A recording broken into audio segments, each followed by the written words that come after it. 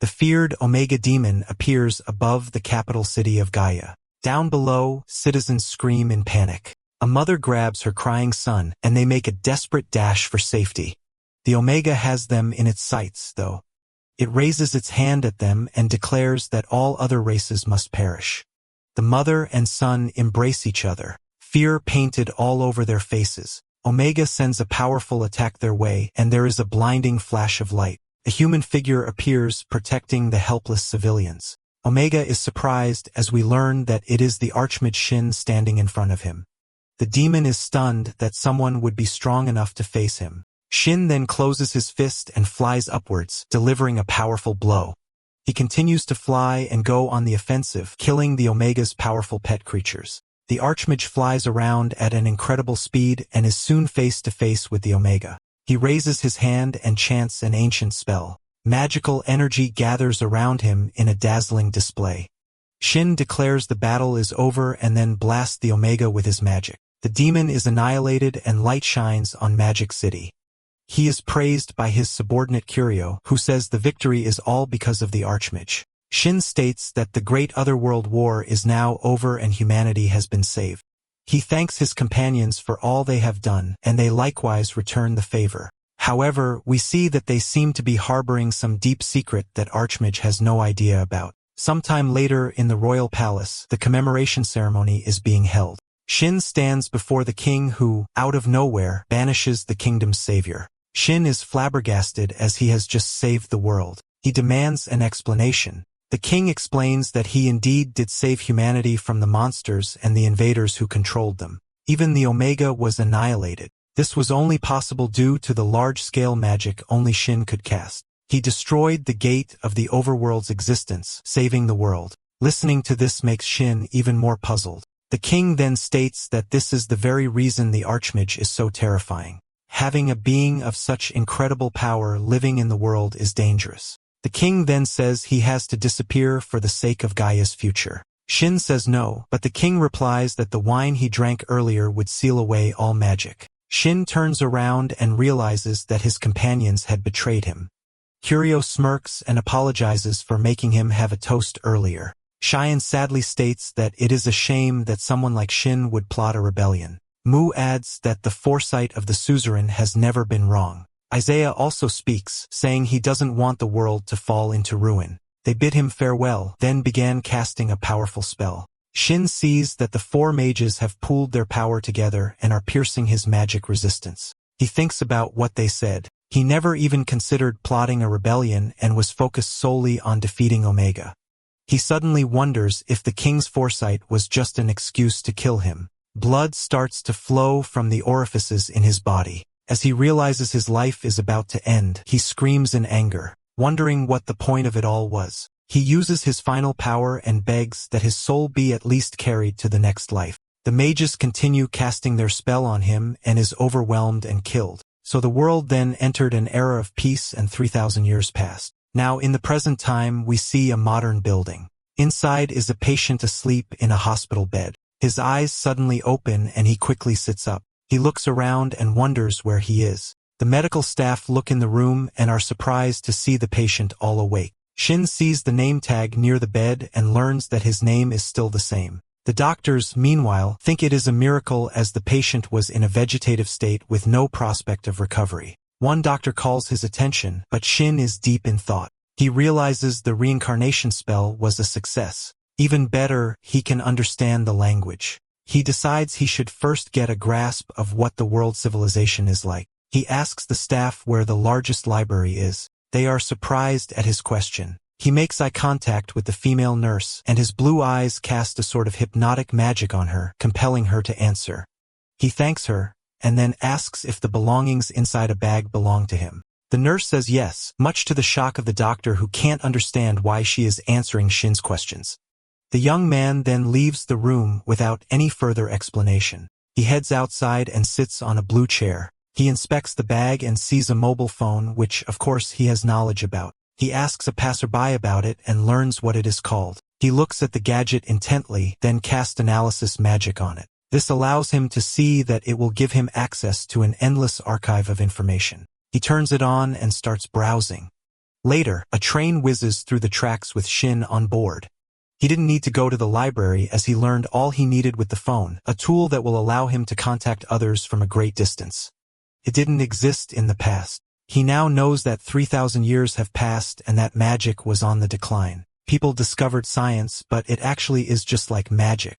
He looks out the window as he sees that this is the human society that he sacrificed his entire life for. Later, he arrives at a house, heads inside, and checks out where the previous owner of his body lived. He notices a picture on the shelf and can't believe that his family is dead. There is a book on the table. Shin opens it and sees that it is a diary. He schemes through the notes, which seem to be dark and depressive. Shin realizes that the previous persona was in the hospital because things were difficult. His phone vibrates and he checks the inbox. It is filled with angry messages, some wishing him dead. What catches his attention, though, is a text that says Shibuya Mage Training Academy. The next morning, he heads there in his school uniform. The other students are surprised to see him up and about. Shin asks if he is not supposed to be there. They tell him that there have been rumors about it. Turns out he got heavily bullied and attempted suicide. Still, his presence tells them it wasn't true. A loud voice then catches Shin's attention as another student gladly shouts that he is alive. It is a red-haired teen named Kiryu, who looks like a bully. Shin calls him Kiryu, which confuses the young teen. Kiryu moves closer to Shin and makes fun of his way of talking. He adds that he told him never to show his face at the academy ever again. After all, he nearly got killed by his magic and has now lost his memories. Kiryu shows off his flame powers and then asks if he wants to suffer even more. His two goons add to the fray, telling Kiryu to at least make Shin beg for his life. The reincarnated mage realizes that he is talking to a descendant of Kiryu. He then focuses his energy to check how much mana his body has. Kiryu looks on as blue magic swirls around Shin's body. Shin then closes his fist and delivers a right hook right on the bully's face. He then grabs him by the head and smashes his face into the ground. Kiryu's friends are enraged and jump into the fight. Shin, meanwhile, is pleased with his body's affinity for magic and quick reflexes, as he is able to attack and dodge with ease. He raises his hand to test the spell casting capability and sends his enemies flying in the air with a single spell. The bullies are shocked at his power and then panic and run away in fear. Kiryu stays though and starts using his flame magic. He casts a Shin who is just standing calmly. Some of the students shout that he is not allowed to use a forbidden spell during peacetime.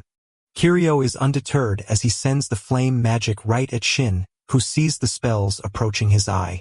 He raises his hand and blocks it, effortlessly dissipating the flames harmlessly around him.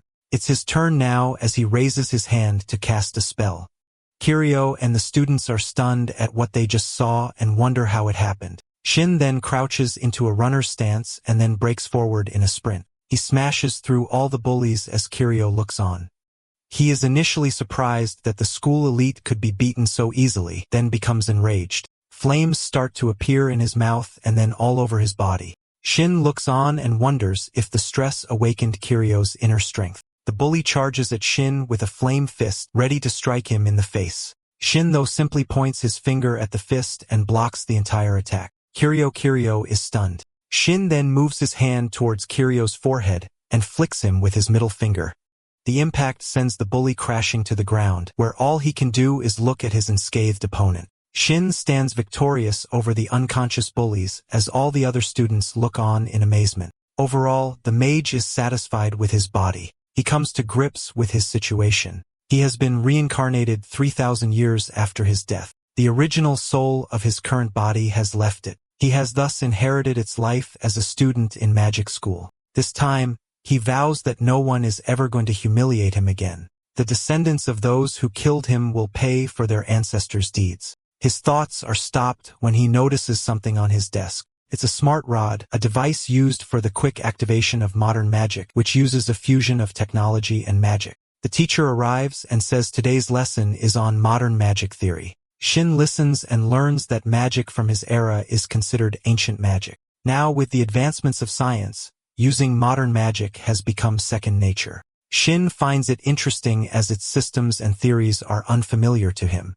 The wise mage suddenly has a brilliant idea. He can combine the theory of modern magic and ancient magic to create a new, more powerful magic. He gets excited as he plans to learn more about modern magic first, take the best from both theories, and create an original hybrid magic only he can wield. It's an important day today in magic school. Professor George announces that today will be their aptitude test. This will determine the type of magic one can use. His classmate Riri notices that Shin, the wise and experienced mage, looks a bit confused at this simple statement, so she explains a bit more. Magic is used by passing mana through the body to the magic circuits. These are limited, so usually only one attribute is chosen. The one you are suited for will be your attribute. Shin understands as his name is called next. George asks him what his attribute is. Shin is a bit ashamed as he replies that he doesn't have one. The professor is taken aback by this as the young man clarifies that he doesn't have an attribute, so he doesn't plan on specializing in any one of them.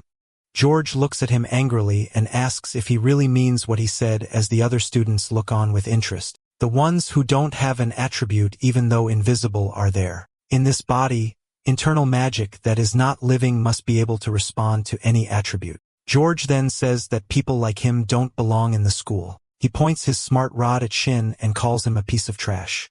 The young student listens quietly as George adds that colorless doesn't have any attributes and the magic that can be acquired is small.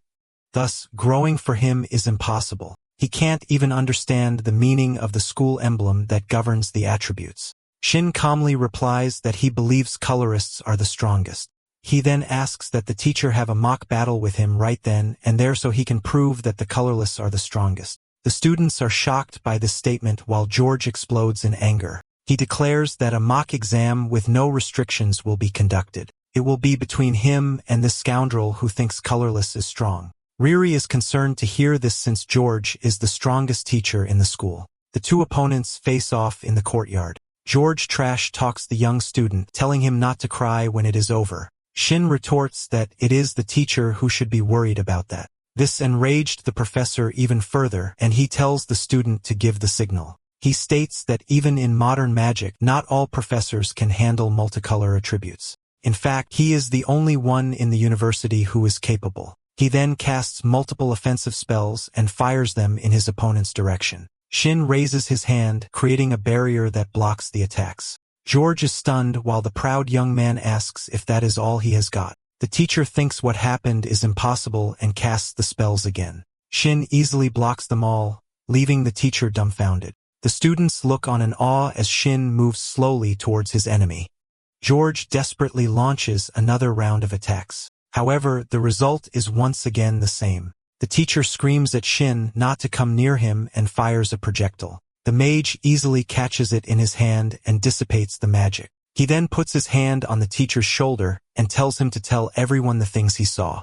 George doesn't quite get what he means at first, so Shin threatens to turn him into dust. This causes the renowned professor to scream in terror. He then tells everyone that he saw Shin getting bullied, but he did nothing to alleviate the situation. Even after the student came to him, George ended up beating him instead. The students are shocked to hear this, and some of them immediately go to the headmaster to report it. George then falls to his knees and is soon on all fours in front of Shin.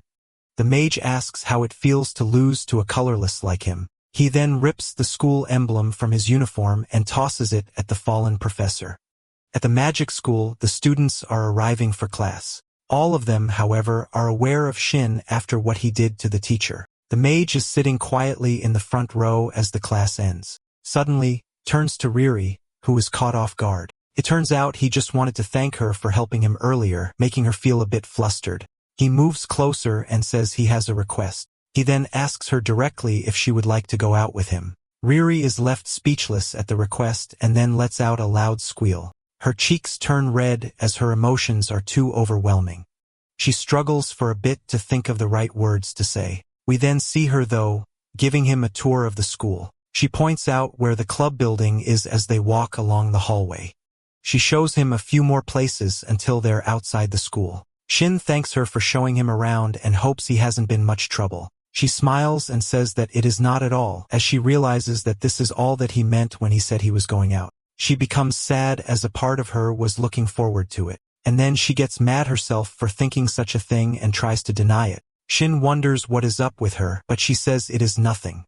She then shows him the magic analysis room, which took a lot of effort to build, is a huge hall with a giant steel globe floating in the middle. Riri adds that even students can use it. Shin thinks about what she said for a moment, then turns to her and thanks her for showing him around. Riri is again unable to answer as she is too struck by his beauty to speak. She blushes a bit and then asks if he really is the same person that she knew before. Before he can answer, she takes it back and apologizes for saying something weird. She explains that the atmosphere around him has changed, replies that he felt he was in a coma and thus can't seem to remember anything. He thinks that it is not yet time to reveal the truth. Riri accepts his explanation and says sorry again for bringing it up. Shin then says goodbye and leaves the room. Later that afternoon, the hallway is empty. Shin appears before the entrance to the magic analysis room and casts a spell to open it. He enters the large hall and presses a button on the control panel, activating the ancient magic analysis. Numerous screens appear before him, which he studies. He sees it as possible and decides to continue with combining ancient and modern magic. He turns off the computers and leaves the room with the intention of applying the next day. Outside the room, a blue-haired teen is waiting and asks if he is Shin. The mage is troubled that he wasn't able to sense this person and asks who he is. The student introduces himself as S4's Katsu. He recognizes that group as they are the strongest students in the academy. Katsu confirms that he is one of the four, then asks in a rhetorical way if Shin is indeed colorless and points his finger directly at him. He remembers when Kiryu tried to bully him, but then looks at Katsu's face and sees an expression of warmth and joy. Katsu extends his hand in a gesture of friendship as Shin looks on with a bit of suspicion. Katsu though smiles even more and asks again that he take his hand. Shin obliges and they have a warm handshake. He then senses something from their hands. There is a type of magic emanating from their handshake which he figures might be a sort of scan. Shin notes that Katsu is using modern magic so casually. The blue-haired teen then says he will see him later and walks away. Shin is still analyzing what happened and figures out that this is white magic. He looks pleased at having learned something new, and he finds this new friend interesting. Shin heads to the staff room of the academy. There, a receptionist gives him permission to stay at the magic analysis room at 4 p.m. for 3 hours. Later in class, Shin is in deep thought and is unable to listen to his professor and rarely notices. After school, he heads to the magic analysis room. He notices that the giant computer there is equipped with the latest information and technology. He reviews that an ancient grand panel or a magic circle was used for magic in his ancient era, and that it was a secret technique that only those born with magical aptitude could use. He then reviews that it starts by the user absorbing mana from the atmosphere and then compressing it using an organ called a mana slot and then transferring it to the execution slot to create the magic circle. The mana is released through the circle activating a spell. He recalls that ancient magic can only be used by the few, and that those without magical talents are doomed to never be able to create spells. He reviews that things are different in the new era. Now that mana slots and execution slots within the body have been replaced by an organ called the magical circuit. The invention of the smart rod gives any person the ability to use magic. Despite how magic became easier to use, the power of modern magic is still incomparable to ancient magic, as well as easier to take away by taking away the smart rod. Shin thinks about it and realizes that his purpose in the new era is to develop hybrid magic that combines ancient and modern techniques of magic. He sees that he needs to master modern magic in all attributes to the highest degree first to achieve this. Using the computer, he calculates if his hypothesis can be done. He leaves it to the quantum computer to crunch the numbers and so waits while it is loading the answer. He is about to get out to buy some drinks while he waits, only to see that there is a light outside the door. The door opens, and then suddenly, he finds himself upside down and falling from the sky. He deduces that this must be the effect of him shaking Katsu's hand. Despite falling, he is just thinking about how underhanded the guy is and how he needs to teach him a lesson. He believes that he must be in some sort of illusion. He is both impressed and not surprised that the reincarnation of Isaiah is able to craft such original magic. The bats coming for him while he falls catch his attention. He activates a spell to protect himself from the bats, but knows this is only a temporary measure and that he needs to pinpoint or Katsu is fast. He blasts all the bats away with an energy beam. He then decides to use deceleration magic to stop his fall, only to realize that spiked metal balls have surrounded him. It makes him realize that every time he casts a spell, it will always be countered by a new obstacle. He destroys the balls, only for him to be sent upside down above the Earth's stratosphere and unable to breathe. Meteors then head towards him. He simply sighs at the inconvenience and then makes a barrier that protects himself from the impacts.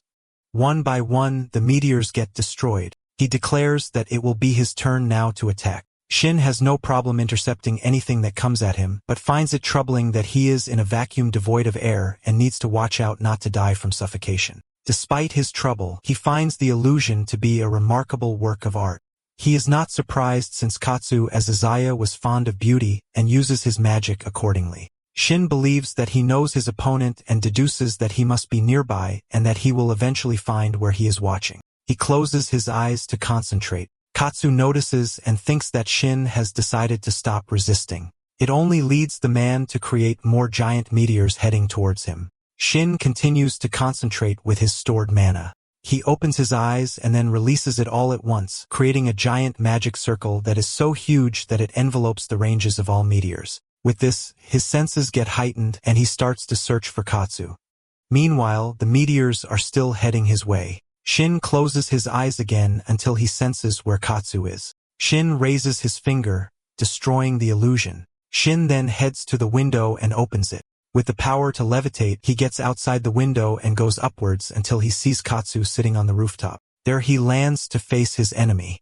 He accuses Katsu of casting a trap on him. He asks why the man is trying to harm him when he thought he was trying to get along with him, but Katsu remains silent. Katsu jumps down from his seat and then goes on to admit how starstruck he is by him. Despite Shin cringing, he goes on to admit his admiration for seeing right through his illusion and his power to levitate without chanting. He goes on to compare his magic to a religious ceiling painting in a cathedral. He can't stop but glow with the excitement of studying him more. Katsu then continues to say that what he wants to see most is beauty falling to pieces. His body then summons cold wind like he is a human snowstorm. Shin did not see him coming and is impressed. Katsu summons winds that lead metallic rods to float over Shin. He says that he can manipulate wind to hurl construction materials from the nearby worksite. The rods all head towards Shin, but he either evades or destroys any that come near him. Eventually, many get within inches of him. Despite the metal rods being so close to Shin's face, they are still disintegrated by the magic circle protecting him. Katsu sarcastically tells him that he will wait to see how long he will last his attacks. Electric wires then break off from electric poles above Shin, then even more construction materials head his way. It is not long until so much construction material and debris surround him that he has no way out. Yet no matter what, he destroys anything that comes near him. Katsu sees that he is getting tired, yet still the man stands tall. Katsu then points up to show that there is a jumbo passenger plane heading towards Shin. Aside from this, more construction materials are under the enemy's spell. Katsu laughs at the thought of how Shin will defend himself. Katsu goes on to monologue about how he will savor the glory of his art, but all Shin is focused on is the hand in his pocket. He sees that he pulls out a needle. Shin points at him just as Katsu throws his needle. The plane hits the ground and explodes only for it to suddenly disappear with Shin still looking fine. He then catches the needle that was heading his way. Katsu is shocked that his concealed needle got discovered. Shin tells him that he figured out his trick and explains how he used his wind manipulation magic to control debris as a decoy so that he would be tricked into thinking the falling plane was real. While distracted by the illusion, he planned to hit him with a needle containing magic to make him fall unconscious. He is proud to say that he was one step ahead of him all the way. Katsu is in denial, saying that there is no one alive who should detect his magic tricks. He yells at him for acting like the legendary great mage thousands of years ago. Shin tells him that since he excelled at concealing magical traces, his last move would be subtle. Shin then suddenly teleports inches away from Katsu and then tells him that his mistake was using too much magic in front of him, which gave him time to analyze his moves. Shin touches his chest and at the same time activates a magic circle. Katsu finds a beautiful. Instantly, Shin uses the circle to attack him with a vibrational shock wave that puts him unconscious. With a smile, he tells his opponent that it is his victory. Thousands of years ago, at the royal capital of Gaia, Isaiah was painting on a canvas in a beautiful garden. The great mage approaches him and compliments him for his beautiful work. To Isaiah, hearing the Shin praise him is everything he could ever hope for. His moment gets ruined as Kiryu and Mew are just nearby, arguing loudly about who takes the credit for defeating the Omegas. They are so annoying that Izzy excuses himself. Before he goes, he tells Shin that he is glad to get his praise. With Izzy gone, Kiryu and Mew still continue to argue. While Izzy walks, he thinks about how he can't get along with anyone who has no appreciation for art and beauty. All he appreciates is his time with the great mage. Issei then notices Xian and sees that he looks like he is in a bad mood. Xian tells him that he was summoned by the king and received an imperial order. He whispers it to Isaiah, who gets shocked upon hearing it. He gets into denial that the king thinks Shin is plotting rebellion. Xian reminds him that their lord's future sight is absolute. Still, Isaiah can't accept that this is true. He deemed such a scenario something not beautiful. In the new era, Katsu has just woken up on a bed in the academy infirmary. His head hurts, and he has a feeling that he just had a terrible dream. He is then surprised that Shin wants to give him a bottle of electrolyte drink to make him heal faster. Katsu asks why he is helping him. Shin says that he knows no one can come out unharmed after being hit by his magic directly, and that he is just relieved that there is no lasting damage. Katsu notices the towel he is holding, which shows signs of wiping away sweat. He asks if this means that he has been tending to him the whole time. Shin smiles at him, and at that moment Katsu can sense the presence of the great mage. Now he accepts his bottle of drinks. Katsu asks that he not feel bad about S4 just because of Kiryu and let him know that not everyone is like him. He also says that he tested Shin because he was curious about the man strong enough to defeat Kiryu. On behalf of Kiryu, he bows and apologizes to him. Shin tells him that he does not see him as a bad person. He wants to forget the ambush she did on him, but asks that he make a deal with him in exchange. He tells him that what he wants is for him to leave S4 and stay with him instead while in the academy and create a new faction. Katsu's eyes widen at the tempting offer.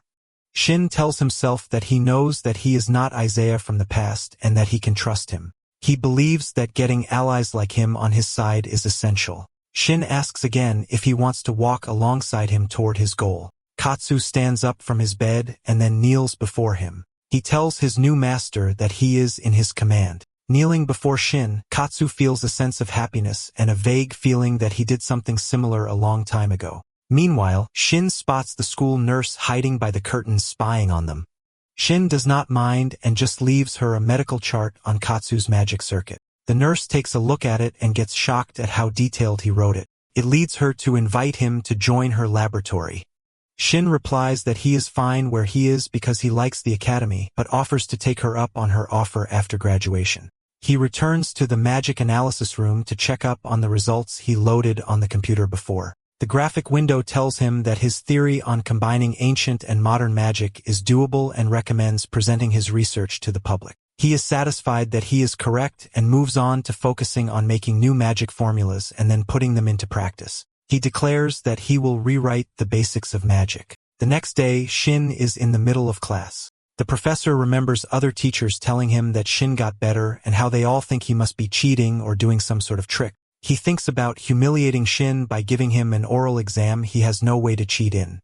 The professor writes a formula about modern magic on the board and asks anyone to solve it. He points at Shin, calls him incompetent student, and challenges him to go to the board and solve it. Shin gladly stands up from his seat and goes on to write a detailed equation while discussing the theory of modern magic and how it was possible because of smart rods.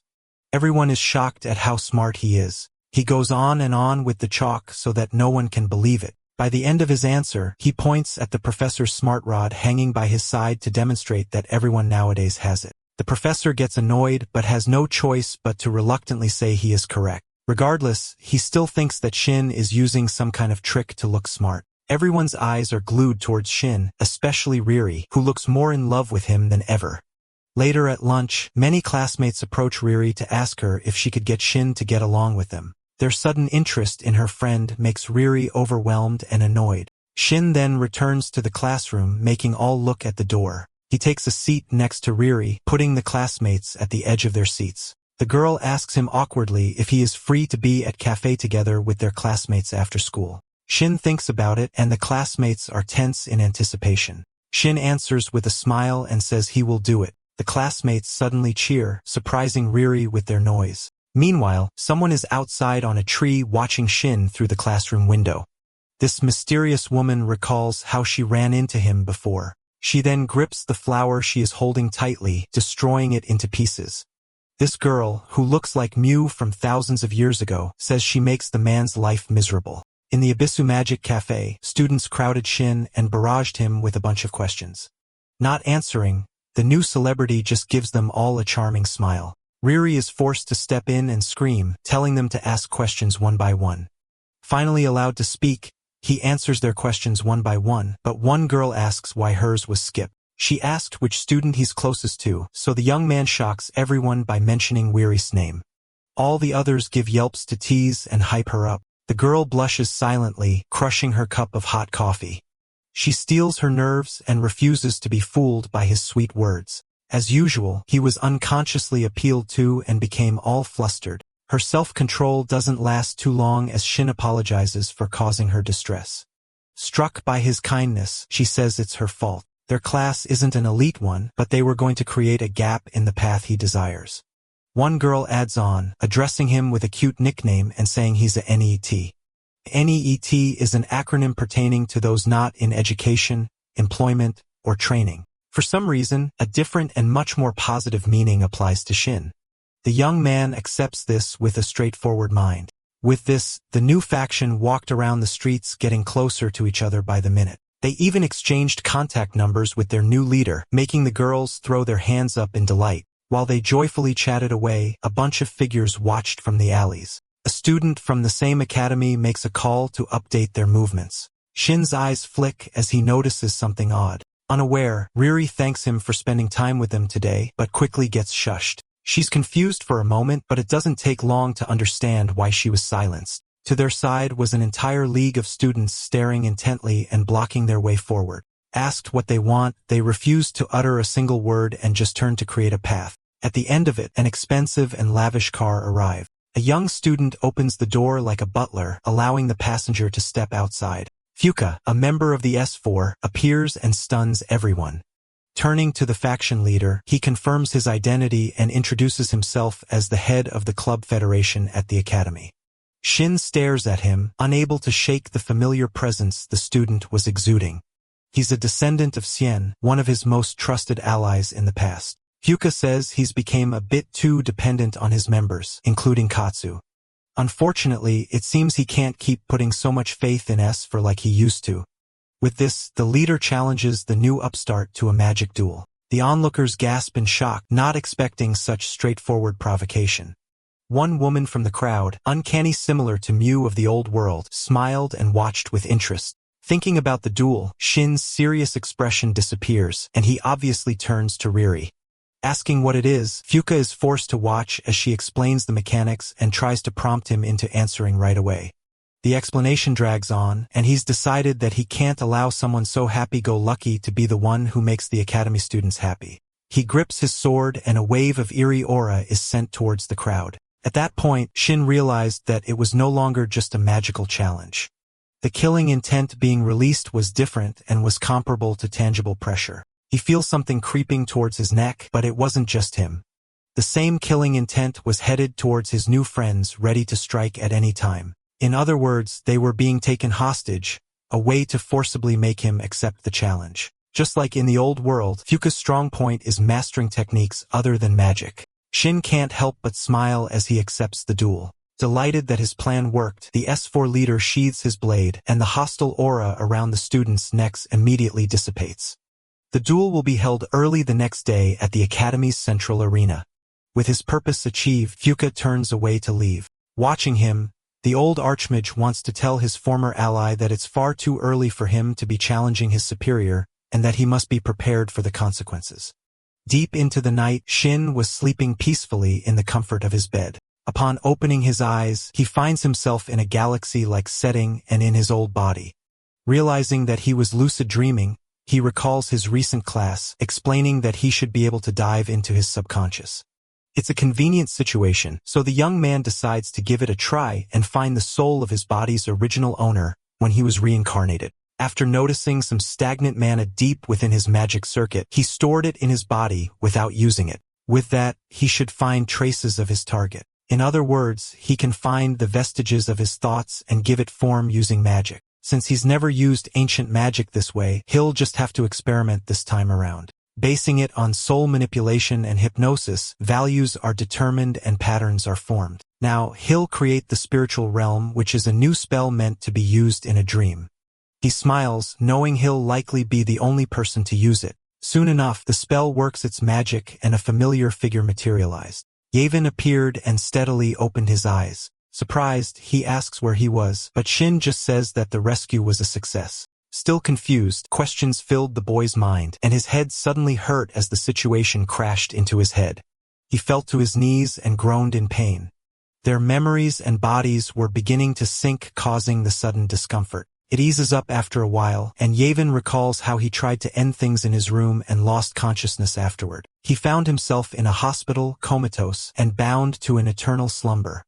The troubled young man stares right into Shin's eyes, saying he wasn't supposed to wake up. It is as he says, so the Archmage admits that he's borrowing his body now. Apologies are in order, but Chio doesn't mind even if he didn't ask for permission first. It's not like he would have woken up anyway. That said, he's still curious as to why he reincarnated into his body 3,000 years later. After a long while of explanations, the young man screamed in shock, unable to believe what happened with Kiryu, who bullied him on a daily basis, and George, who's known as the strongest professor in the academy. He did so because he tried to harm him, which is also the reason for his fight against Katsu. Tomorrow he's dueling Fuka, the famed leader of S4. He doesn't even need to explain the reason as it's the same as his previous ones. Yaben panics, arguing that he's a normal student who isn't supposed to be getting so much attention. Calm settles on his face, remembering that none of it matters anymore as he's already dead anyway. Returning to his question of why the mage was reincarnated into his body, he says he knows why. He had a dream while he was in a coma, where he was floating in pitch-black darkness. Stars fell in a stream beside him, and they were all being pulled into a gigantic black hole. Yet he was there, all alone. Then came a bright light from far away.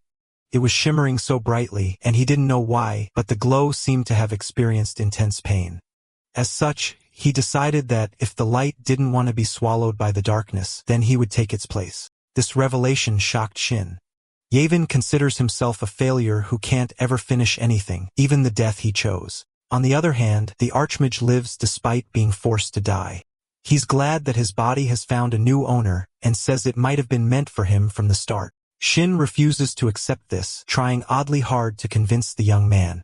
He says the body now belongs to them, not just one person. With that said, the story moving forward isn't that of one person, but theirs together. He even promises to grant the boy's wish, making him tear up with sentiment. Together, the two souls form and solidify a new bond. Thinking about how Shin promised to grant his wish, Yaven can't help but be happy just from hearing those words. That said, he doesn't know how he can be of any use to a legendary sorcerer from 3,000 years ago. There's no doubt about it though. The man from the old world still has questions and recalls one from their trip to the cafe earlier. Hearing Riri give a complicated order to the cashier, he misunderstands and thinks it's a spell. Since she recited it so quickly and clearly, he wishes to learn as well. Yaven chuckles at the adorable request and agrees to explain the barely challenging task. Unfortunately, their world shakes with the next step. It seems the body in the real world was starting to wake up, cutting their conversation short. The young man thanks his new friend for bringing him back to life. Now, he'll just have to watch where their story takes him. Shin still has a lot of questions, but Yaven's materialized form was already dissipating. He vanishes with a brilliant flash of light, leaving the Archmage all alone again. Even if those were just lingering thoughts, he wants to free him from his regrets. He already broke one promise 3,000 years ago, and he won't do it again. At Fuka's residence in Tokyo, the student leader was alone in the courtyard deep into the night. With absolute calm, he meditated in front of a large crystal. It was a mineral mine from the quarries of his family, and is one of the hardest substances on Earth. Deadly silence filled the air. As soon as a droplet of water touched the pond, his eyes opened and he unsheathed his blade. Unleashing a flawless and masterful attack, he cuts the mineral down. The cut was so perfect that it took a moment for the target to register and break down, such as the skill of S4's head and strongest member. Sensing a presence, he turns to someone watching from nearby. The fourth and final descendant was there despite him telling the guards to keep her out. Not caring about it, Zuakoil says that they have an emergency. The mineral he just cut was extremely valuable and is a rare mineral used in the production of smart rods. Not having changed a single bit, he's still using it as a training dummy for his swordsmanship. Noting the video she sent him, Fuka still can't believe that Shin beat both Kiryu and Katsu. She blushes amazed by what the newcomer was achieving. While she got into the academy with recommendations, the other two fought their way in on their own. In other words, they embodied the prestige of the academy altogether. As the president, he isn't willing to let anyone who challenges that prestige walk unpunished. She giggles in agreement but warns that he'll regret it if he underestimates the young man just because he's colorless. After all, the first two defeated weren't some small fry at all. Fuka vows to emerge victorious in the duel, using his family's secret sword techniques. On the moon, he swears to cut down everything thrown at him in the name of the academy's prestige. Zuha encourages him, telling the head to crush the pretty face that's tarnishing their home. Moving on, she asks if a certain person is going to show up. He smirks, rejecting the idea and saying it won't be necessary no matter how the match goes. After all, his servant, which is made from the hardest mineral on the planet, will be more than enough. The next day, Shin went to school as usual, completely prepared for the magic duel. Magical duels are allowed in the academy as educational institutions officially permit mages to engage in moderated combat. With these magical battles, students determine their ranking in the school, and the higher this rank is, the more privileges one has of the academy. In the central arena's waiting room, right before the duel, Riri says Shin must not need to be told all this as it was the first thing taught to the students upon entering. He just smiles, admitting that it's the first he's heard of it, and thanks her for the explanation. Thinking his memory might still be messed up, she just lets it pass. In this case, her determination fires up and she decides to support her friend in any way she can. While explaining the duel mechanics to him, they somehow ended up in the waiting room together. Illicit thoughts enter her mind and she wonders if he's going to ask her for something weird, like a pre-match shoulder massage. Her wild imagination is shattered as the young man called out. Raising a couple of neckties, he asks which would look better on his outfit. Seeing her choose the black tie without hesitation, he gives his usual smile and ties the accessory around his collar. On the other hand, she controls herself, aware that her imagination was getting too unruly. He mentions the part about rank privileges and asks if he can use the lap more if his rank was higher. Although she confirms it, the girl is surprised that it's all he cares about at this point. It is indeed his main concern, and she has to accept that she can't understand and do anything about it. Fuka called him detrimental to the academy, adding that his inappropriate conduct disrupts the peace. This is how he spun the story to justify the duel. Seeing his confusion, she asks if he's seen the academy newspaper at all. There were reports of his altercations with Kiryu, and George along with the association's promise to bring him to justice. Scanning through the articles for a while, Shin shrugs it off, unfazed as he says that it simply can't be helped. Riri can't believe that he isn't bothered at all. Fuka studies the magic blade techniques passed down in his family and is an heir to a major corporation. His family has donated billions to the academy, which is also why no one dares to oppose him. In other words, he can do anything and twist the story in any way to pin the blame on who he wants to. Nodding along, Shin calls to the girl with a soft tone. To her surprise, he asks if he looks okay, completely disregarding all her warnings. There's nothing to do but answer and call him perfect. With this, the young man gets up to head to the arena, making her question if he even listened. Making his way through the corridors alone, he sees Katsu waiting by the corner. Facing each other, the ally whispers some confidential information into his ears. Shin is surprised by what he hears and remains silent as the informant walks away with a smile. Riri recognizes him, but doesn't get a chance to react as the time for the battle has come. Cheers roared and echoed throughout the arena, which was filled with chants in support of Fuka. The young man stepped forward with a confident gaze, not caring about the countless people screaming in support. On the other hand, his competitor's entrance drew absolute silence from the crowd. They were stunned by Shin as he fearlessly approached to face the S-ranker without hesitation. The air was cold and tense. Seeing that the upstart didn't run away, the student leader commences bravery. After exchanging a few short words, Fuka puts on a piercing gaze and asks who aiguise. Surprised, the reincarnator wonders if he's realized that there's another soul in the body. Given his fights with 2 members of S4, the leader is treating it as a serious incident. The possibility of everything being a coincidence was extremely low. Because of this, he demands to know who he really is and exudes pressure to force an answer out. His fighting spirit explodes outward, and it's powerful enough to make the other students fly away. Standing his ground with an unfazed expression, Shin states his name, claiming to be nothing more and nothing less. Fuka is surprised to meet someone who doesn't even flinch at his battle aura. He smiles now, no longer caring about who the student really is regardless of his true identity. He wasn't going to hold back during the fight. After all, he's determined to eliminate any pest that may infest his beloved academy. Shin was just about to say the same thing and promises a fight without any mercy. The crowd cheers from all the trash talk and tension. Finally, the time has come to duel. With the opponents facing each other intensely, the referee was just about to start the duel. Fuka suddenly raised his hand, asking him to wait. While he doesn't intend to go easy on him, he can show mercy since his noble house has principles. He's willing to withdraw from the duel if the upstart writes a letter of withdrawal from the academy. This way, he'll avoid unnecessary pain and save face in front all the students. With the offer on the table, Shin takes a moment to think about it. Then turning to the judge, he asks what rank he'll be promoted to if he wins the duel. Given the massive gap between their ranks, his victory would result in promotion from rank F to rank A, just below his opponent. Now understanding the situation, he turns to the club head and counteroffers, promising to withdraw if he's promoted to rank S right away. With a smug smile, he returns his words, saying he'll avoid unnecessary pain and embarrassment. The student leader is enraged, and the crowd gasps at the blatant disrespect. Nobody can believe that he said such a thing, and it's been a while since Fuka has encountered such an empty-headed moron.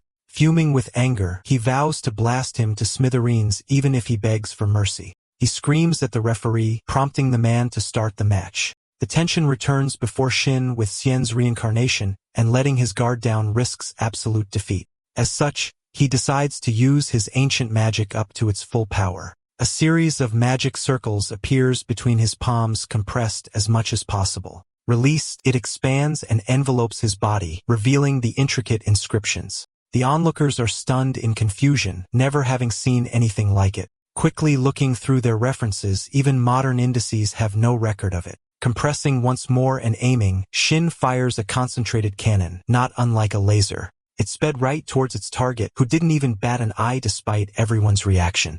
The ground beneath him rumbled, and all of a sudden, rose to serve as a shield for the powerful blast. Its earth magic auto-defense used by scattering magic-infused sand across the arena beforehand. He's not the Xian from before, but it seems the young man inherited his ancestors' thoroughness. Reports say that Shin uses an unknown type of magic, but it won't work on him. Intending to end this match with a single blow, Fuka grips his sword's handle. This puts his opponent on high alert. The sword is a weapon that combines a smart rod and a blade. Releasing his magic, he sets a perimeter for an absolute space, which is the result of fusing his battle aura and earth attribute defensive spells. An attack now would just be paired perfectly and followed up with an inevitable counterattack. The young man was overflowing with focus and concentration, awaiting something to come.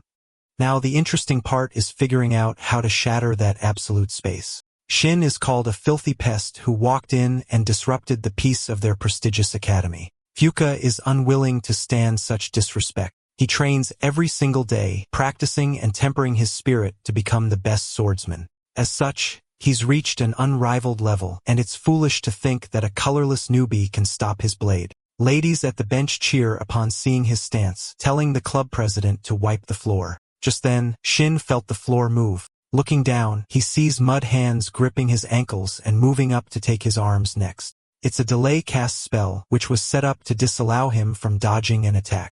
Fuka pours magic into his blade and gets into position to use the secret technique of his esteemed family. He swings multiple times to send slashes akin to crescent moons.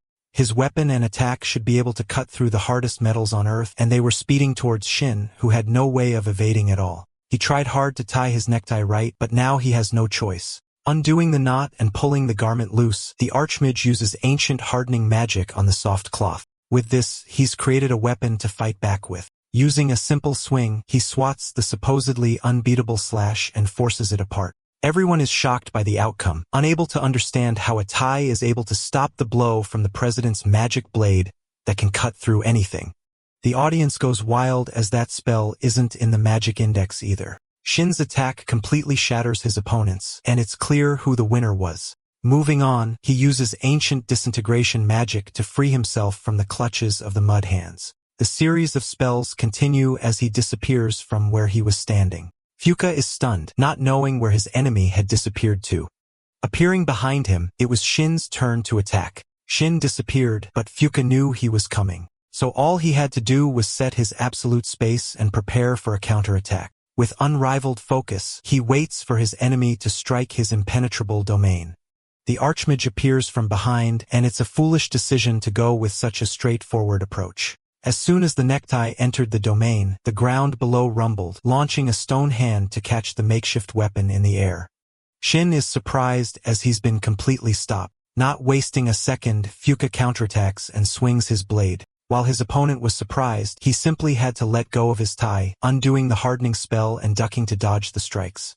Like a mad dog left with no other option, he charges in to fight the swordsman bare-handed. Going up against several earth arms, Shin casts the disintegration magic from before, forcing all of them to dematerialize into the air. As he kept dashing closer to his target, a familiar white cloth appeared. Fuka is stunned and hastily defends as his enemy unexpectedly attacks with a concealed weapon. He doesn't know what happened, but there was a second blade being hidden all along. On the other hand, Riri watches from the stands, recognizing the necktie and remembering how he gave her two options to choose from earlier. Having hidden it earlier, he now clashes with the swordsman. Shin wasn't going to reveal his second blade at this stage, but his skill has forced his hand. The student leader could say the same, as he's the first ever to get that close to him. With that said, he should also be the first to experience a certain secret technique. This puts his opponent on guard, but it's too late as Fuka has already cast his full moon technique. A bright light flashes, hindering the onlooker's eyesight and impeding their movement for a second. Following through, he aims right at the stunned target's chest. The secret art of his family first destabilizes the opponent, allowing the user to pierce right through. Carried out perfectly, Shin is unable to dodge or block and takes a direct hit to the center of his body. He grimaces in pain and Fuka caps it off by detonating an explosion with his blade, blowing through the target. Taking heavy damage, the young man is thrown away. His body goes limp, and the audience can't help but gasp in shock at what they just witnessed. Looking at the smoking boy, the student leader wonders if he overdid it and killed him. He calls to the judge and tells him to confirm the student's death. While the man runs to check on his status, Fuka resigns himself to admitting to manslaughter and accepting whatever punishment may come. Just then, the referee shrieked in surprise as the student they thought to be dead suddenly flinched with life. To everyone's shock, they see Shin standing up brimming with both power and anger from the exchange. There's no way he should have survived the noble family's secret technique. He says he made a great mistake in thinking he was serious, but realized that he was still underestimating the young man. After all, he's Xian's descendant and should be given credit for the powerful warrior he is. The audience holds their breath as he announces that it's time to truly get serious. As his opponent decides to kick it up a notch, Fuka puts his guard up and resets his absolute domain, intending to end it with his secret skill. Shin's new body harmonizes perfectly with mana, but its physical stats are lacking. Since the previous attack did serious damage, he can't afford to drag this out any longer. He summons several magic circles. Focusing on the mana core from ancient magic and the magic chain from modern magic, he quickly channels mana into the appropriate locations and compresses it.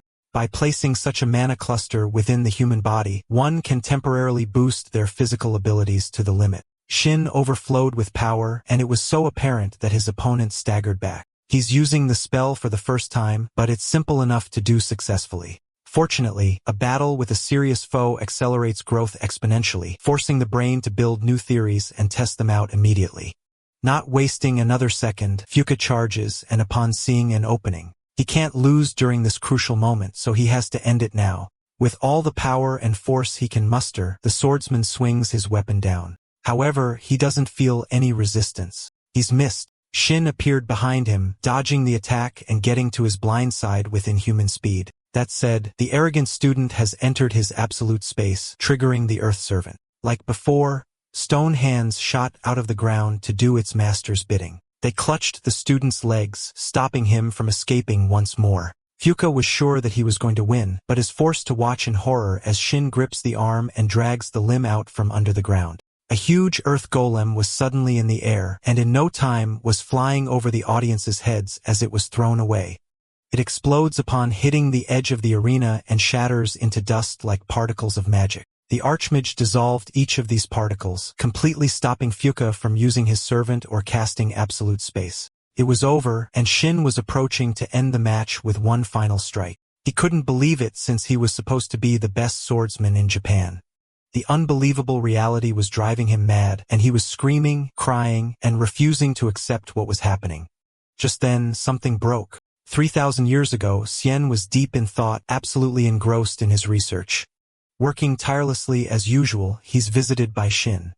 He's developing magic that unlocks inner potential and increases the body's mana absorption tenfold. Once achieved, it'll be a remarkable feat indeed. However, there's a side effect that sends the mage into an uncontrollable state aggression. It can be refined to avoid this, but they'll need human tests for precise data testing.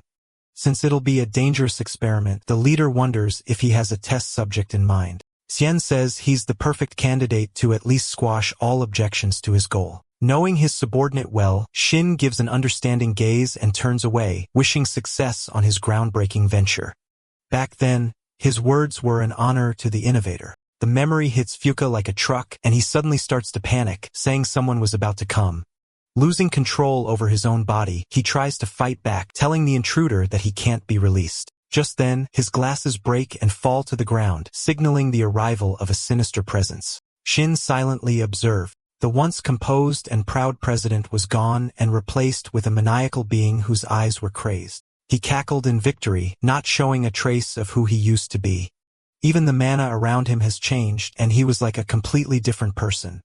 Zhu, his descendant, watched with a smile, saying he had finally arrived. Shin wonders if it's the result of Xian's magical experiments. Fuka was burning with untamed power and now had the fiery demeanor to complement it. The new Fuka laughed, saying he had to dislocate his shoulder to come out. Since it's been a while since he appeared, he promises to tear his enemy's limb from limb.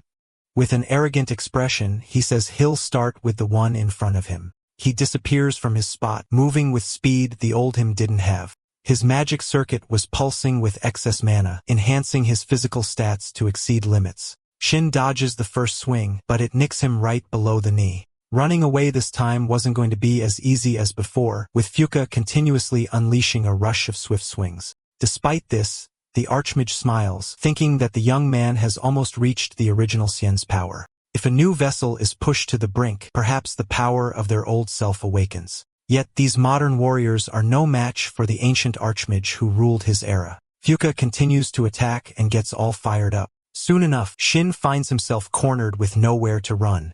The audience sees this and gasps in surprise. It seems his attacks weren't done randomly and were all done with the purpose of driving him to a dead end. Even in this berserk and crazed state, he's still capable of tactical thought. With his escape routes blocked, it's time for Fuka's final secret technique. A series of slashes come like a parade of demons, all coming at one target. It's a technique designed for an instant kill, and it's as if he released 100 attacks at once. With that, even Shin isn't sure how his new body will be affected if it hits. But like he said, the opponent is nowhere near his level. All he has to do is absorb the hits with his magic circles. To the other students, everything happened in an instant. They watched with intent gazes, oblivious to what they were witnessing. The secret technique closed in on its target, and seizing that moment, Shin quickly constructed a magic circle and placed it in front of his body.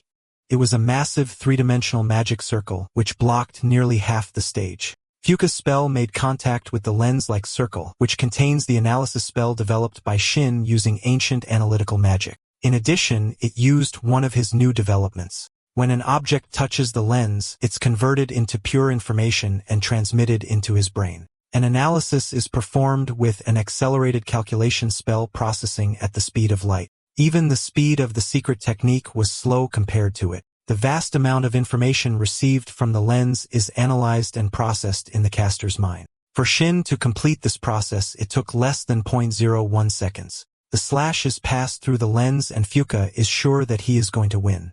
Meanwhile, the young man watched intently, waiting for the perfect timing to counterattack. Completely deciphering the workings of the attacks, he swats the first away like it's nothing. Everyone is shocked, but he just continues rendering each and every attack that came his way useless. It was Fuka's last technique, and with no hidden cards left, all he can do is swing his sword.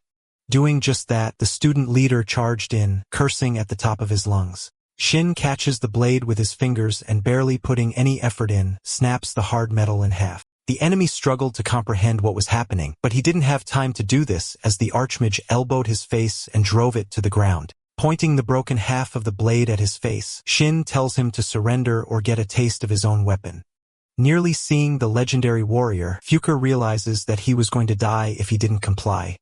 With this, he surrenders begrudgingly, and the entire arena erupts into a roar of cheers. The victor asks the loser if he's finally learned his proper place. Alright, that's the end of the story. Thanks for watching. See you in the next one.